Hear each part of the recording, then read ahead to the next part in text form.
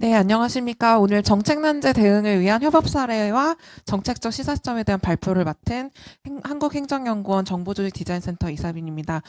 사실 저랑 권양원 교수님이 발표 내용에 대해서 미리 얘기한 적이 없는데 굉장히 오묘하게도 권 교수님께서 좀 정책적 그 협업이 좀 힘들어지는 어떤 칸막이라는 주제를 가지고 좀 조직적 관점에서 분석을 해주셨다면 저는 그 굉장히 실무적인 관점에서 좀 정책적으로 이런 협업 활성화를 위해서 어떤 전략을 정부 조직이 택할 수 있는지를 좀 중심으로 해서 발표를 준비하게 됐는데요. 그런 점에서 합이 굉장히 오늘 권 교수님과 저의 협업이 굉장히 잘 되고 있는 것 같습니다. 그래서 오늘 목차는 저 이렇게 준비를 했는데요. 먼저 정책 난제가 무엇인지 요즘에 굉장히 아까 권 교수님께서도 팬데믹에 대해서 말씀하셨는데 정책 난제라는 게 사실 행정학적인 그리고 정책학적인 측면에서 굉장히 이슈로 등장하고 있는데요. 과연 정책 난제가 무엇이고 협업이 왜 중요한지를 먼저 말씀을 드리고 주요 해외국들을 중심으로 해서 이 정책 난제에 대응하고 협업을 활성화하기 위해서 어떤 전략을 택하고 있는지를 좀 소개해 드리도록 하겠습니다. 그리고 우리나라 정부에서 이루어지고 있는 협업의 현황을 조금 좀 이렇게 살펴드리고요. 그 다음에 그렇게 해서 마무리를 하도록 하겠습니다.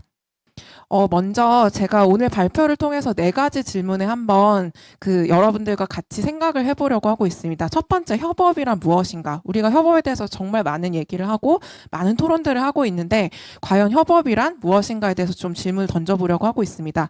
두 번째와 세 번째는 그렇다면 이런 협업 활성화를 위해서 정부가 어떤 역할을 수행을 해야 되고 또 어떤 전략을 택해야 되는가? 여기에 대해서도 좀 답을 한번 마련해 보려고 합니다. 그리고 우리나라 정부 협업 현황이 어떠하고 앞으로 미래 사회에 대응하기 위해서 어떤 형태를 띄워야 되는지에 대해서도 한번 살펴보도록 하겠습니다.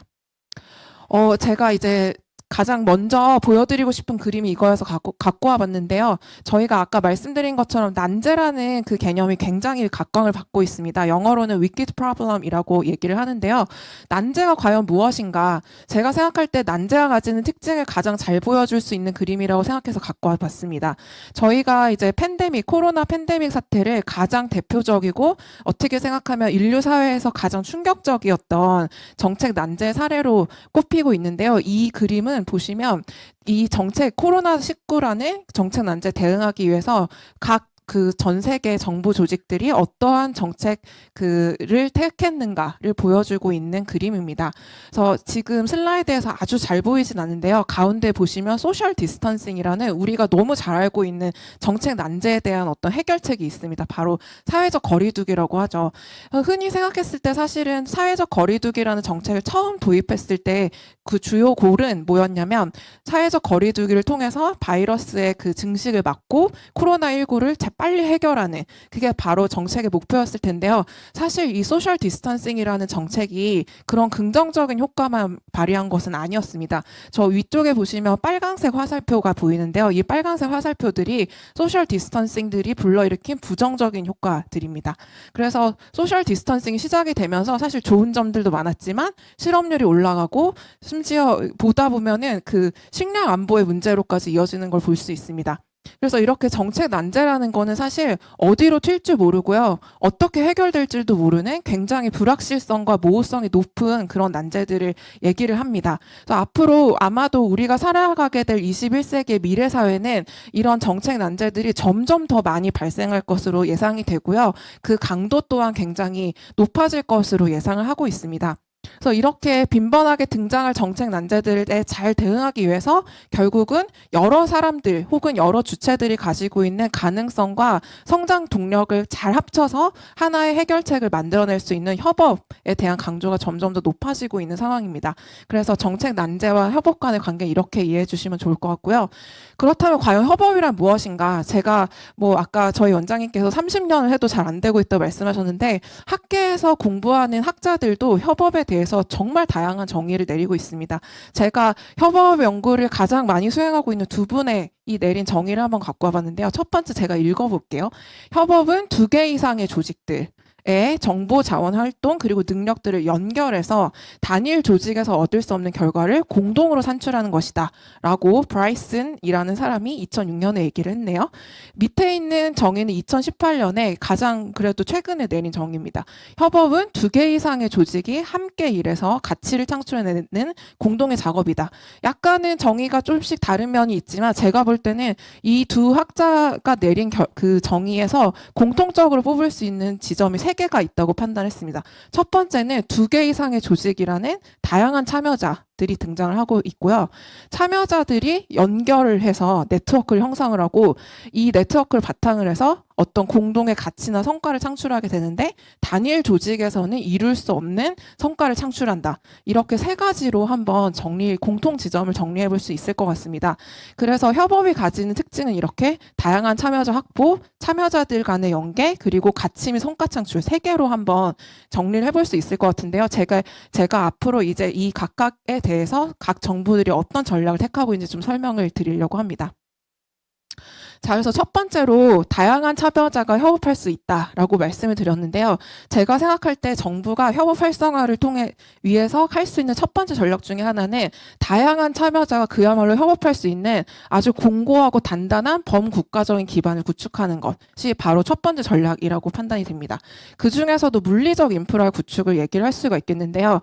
우리가 흔히 협업을 얘기를 할 때 뭐 제도적이거나 뭐 정책적인 그런 관점에서 풀 수 있을 거라고 생각을 하고 그 협업이라는 이슈 자체가 사실 굉장히 미래 사회에 대응하는 이슈이기 때문에 굉장히 기존의 무엇과는 다른 엄청나게 신선하고 그런 발상들이 있어야 된다고 생각하지만 제가 생각하는 협업은 사실 국가가 가장 기본적으로 가지고 있어야 되는 물리적 인프라 구축이라는 기능 또한 협업을 위해서 굉장히 중요한 기능이라고 생각이 됩니다. 그래서 뭐 네덜란드 사례를 한번 갖고 와봤는데요. 여러분들 네덜란드 가보신 적 있으신지 모르겠지만 아마도 전 세계에서 기후 위기에 가장 취약한 나라 중에 하나입니다. 해수면보다 국토가 굉장히 낮게 위치를 해서 만약에 앞으로 기후 위기가 발생을 해서 홍수나 이런 뭐 피해가 커지게 되면 사실상 네덜란드 국토의 거의 반 이상이 물에 잠길 것이라고 예상이 되고 있거든요. 그래서 네덜란드 정부가 택한 전략은 뭐냐면 대대적인 간척 사업과 그 물리적 인프라를 조성하는 사업, 댐 조성 사업들 등을 굉장히 오랜 시간 한 20년, 30년의 긴 호흡을 두고 이제 조성을 했습니다. 그래서 그 결과 이제 앞으로 이 국가가 존속하고 그리고 정책 난제에 대응해서 여러 가지 협업들이 이루어질 수 있는 물리적 인프라를 구축한 사례를 첫 번째로 한번 갖고 와봤습니다. 물리적 인프라도 굉장히 중요하고요. 두 번째는 범국가적으로 규제를 완화하고 제도를 개선하는 노력도 필요하다고 생각이 됩니다. 싱가포르 사례를 한번 갖고 와봤는데요. 싱가포르는 사실 세계에서 가장 작은 국토를 가진 나라 중에 하나라서 이 작은 국토를 가장 효율적으로 이용을 하고 활용을 하기 위해서 어떤 전략을 택해야 되는지 굉장히 많은 고민이 있었던 것으로 보입니다. 첫 번째는 싱가포르에서 하고 있는 화이트 사이트라는 정책인데요. 이 정책에서는 국토가 제한적이고 자원이 부족하기 때문에 국토가 어떤 식으로 활용이 되어야 되는지 그 범주를 굉장히 자율화해서 물론 이 토지를 어떤 식으로 활용할 것인지에 대한 심사는 싱가포르의 정부에서 하고 있습니다. 근데 그 심사를 통과를 하게 되면요. 사실 이제 용도를 구분하지 않고 개발하고 싶은 사람들이 그때그때 상황에 맞춰서 자율적으로 토지를 개발할 수 있도록 하는 정책을 마련해서 굉장히 각광을 받았다고 합니다. 그리고 또 두 번째 제가 소개하고 싶은 정책도 그 싱가포르에서 했던 정책인데 그린레인 정책이라고 이건 이제 코로나 시기 당시에 실시했던 그런 정책입니다. 그래서 사실은 이제 당시에 소셜 디스턴싱이 시작이 되고 국경을 폐쇄하는 게 굉장히 범세계적인 그런 트렌드 중에 하나였는데 싱가포르는 사실 무역으로 먹고 사는 그 금융으로 유명한 도시이잖아요. 그래서 사실상 국가 근간 사업이라고 볼 수 있는 금융이나 혹은 무역 산업을 증진시키기 위해서 코로나19 당시에도 무역이나 비즈니스를 때문에 목적으로 입국하는 사람들에 대해서는 거의 검사를 굉장히 최소화한 형태로 입국을 할 수 있게 패스트 트랙을 만들었다고 보시면 되겠죠. 그래서 이런 그린레인 사업을 통해서 규제를 완화하고 제도를 개선했습니다. 그리고 다양한 주체들이 참여할 수 있는 연계 체계를 네트워크를 만들어주는 것도 굉장히 중요하다고 생각이 됩니다. 또 싱가포르 사례인데요. 아까 권 교수님께서도 비슷한 사례를 얘기를 해주셨는데 싱가포르에서 국무총리실 산하에 CSF라는 조직을 미래전략실이라고 보시면 될 것 같은데요. 이런 싱크탱크 조직을 신설을 했습니다. 그런데 이 싱크탱크 조직이 가지는 가장 큰 특징 중에 하나는 미래에 우리나라가 어떻게 나아가야 될 것인지에 대한 미래 전략에 대한 정책 연구도 수행을 하지만 그 싱가포르 내에 존재하는 다양한 정부 조직들에서 일하는 사람들을 모아서 교육을 시키고요. 그 옆에 잘 보이시는지 모르겠는데 제가 CSF에서 지금 하고 있는 프로그램들을 좀 갖고 와봤는데 맨 마지막에 시나리오 워크숍을 하고 있습니다. 그래서 각 정부 조직 담당자들을 모아서 워크숍을 하고 과연 이런 미래의 정책 난제가 있다면 여러분들 조직에서 어떤 식으로 협업을 하시겠습니까? 라는 시나리오를 던지고 거기에 대한 솔루션을 제시하게 함으로써 사실상은 선도적으로 네트워크를 만들어주는 그런 역할을 하고 있다고도 보실 수 있을 것 같아요. 그래서 이렇게 조직을 신설하기도 하고요.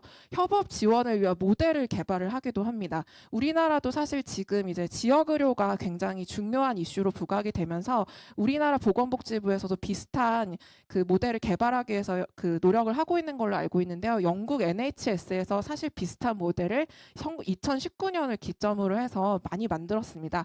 그래서 10개년 장기 계획을 세웠고요. 이 계획에서는 여러 파트너들, 여기 보시면 지역의회, 그 다음에 NHS 당연히 들어가고요. 지역사회 기업, 자선단체, 자원봉사자들이 모두 통합해서 들어가는 의료 협업 모델을 개발을 해서 현재 지역의료 활성화를 위해서 노력을 많이 하고 있습니다. 그리고 밑에 보시면 이제 통합의료위원회를 통해서 이런 지역의료 활성화 정책들을 통합적으로 관장을 하고 있는데 이 통합의료위원회에도 복지부 장관뿐만 아니라 뭐 최고 경영자, 각 지역의 NHS 담당자, 그리고 심지어 1차 의료를 제공하고 있는 병원 관계자들도 이 협업 모델에 참여자로서 참여를 하고 있습니다. 그리고 덴마크 같은 경우도 지역 문제를 잘 해결을 하기 위해서 그 지역사회 주민들이 직접 전 과정을 참여할 수 있는 협업 모델을 개발해서 결국은 죽어가고 있던 3개의 해안 마을이 이제 지역 주민들의 어떤 참여를 통해서 그 관광지로 개발이 되었었던 그런 긍정적 사례를 살펴볼 수가 있겠고요. 그리고 마지막으로 이제 글로벌 협업 체계를 강화하는 것도 제가 좀 사례로 들고 싶습니다. 아까 이제 위키드 프로블럼에 대해서 저희가 말을 나눴는데 사실 정책 난제가 가지는 가장 중요한 특징 중에 하나는 국경이 없다는 것입니다. 우리가 코로나19 사례를 통해서 아마 여실히 깨달았다고 생각이 되는데요. 국경 폐쇄라는 것 자체가 사실은 코로나19 같은 정책 난제들이 얼마나 국경 없이 움직이는 문제들인지를 잘 보여주는 사례인 것 같습니다. 그래서 사실은 정책 난제 대응을 위해서는 글로벌 협업 체계를 강화하는 것도 굉장히 중요한데요. 유럽은 이미 하고 있습니다. 그래서 지금 EU 국가들 중에 27개 국가가 EU에 있는 호라이즌 유럽이라는 프로그램에 참여를 하고 있는데 이 프로그램에서 어떤 것들 하고 있냐면요. 첫 번째는 앞으로 향후 정책 난제 대응할 수 있는 기초 연구에 대한 자금 지원을 하고 있고요. 두 번째는 글로벌 과제들을 선정해서 어떤 이슈들이 어떤 정책 난제들이 문제가 될 것인가 선도적으로 파악을 하고 있습니다. 그리고 마지막은 제가 좀 굉장히 인상 깊게 봤는데 연구를 통해서 개발된 기술 상용화를 지원을 하는 역할을 하고 있어서요. 이를 통해서 EU에 존재하는 유럽 국가들이 전 세계적으로 산업 경쟁력을 가질 수 있도록 이 EU라는 어떤 글로벌 협업 체계가 굉장히 많은 역할을 하고 있는 것으로 보입니다. 마지막으로 이제 성과에 대한 얘기를 하고 싶은데요. 정책에서 사실은 시민들이나 혹은 다양한 참여자들이 적극적으로 참여해주지 않으면 사실은 정책은 아무리 잘 입안하고 기획된 정책이라고 해도 의미가 없다고 보실 수도 있을 것 같아요. 그래서 제가 첫 번째로 가지고 온 솔루션은 시민 참여를 활성화하는 것입니다.